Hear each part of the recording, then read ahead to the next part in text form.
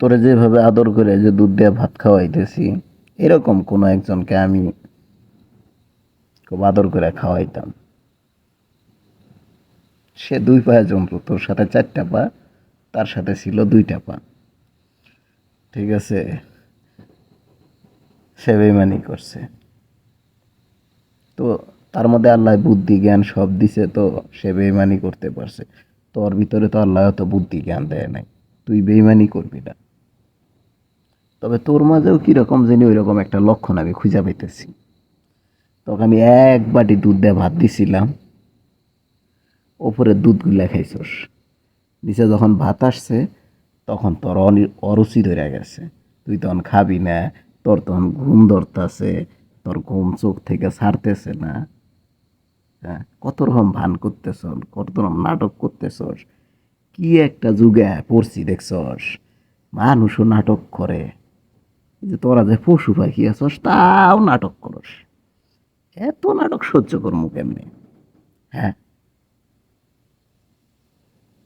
ক। আবার খাবার না দিলে কি করবি?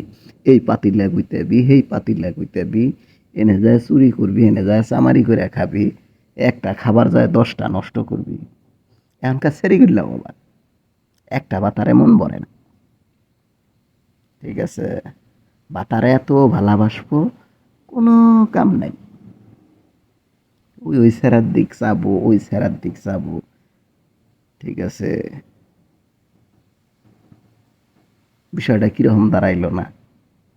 খালি মানুষে কয় পুরুষ গোর, হে পুরুষ এক নারীতে আসক্ত হও। হুম? খালি কয় এক নারীতে আসক্ত হও, অথচ নারীদের কোনো সময় কোয়া হয় না যে তোমরা এক পুরুষে আসক্ত হও। আমগো পুরুষ ঘরের চাইতে নারীদের নজর যে বেশি খারাপ, এটা কি তুই জানস? তুই ফুলা না মাইয়া?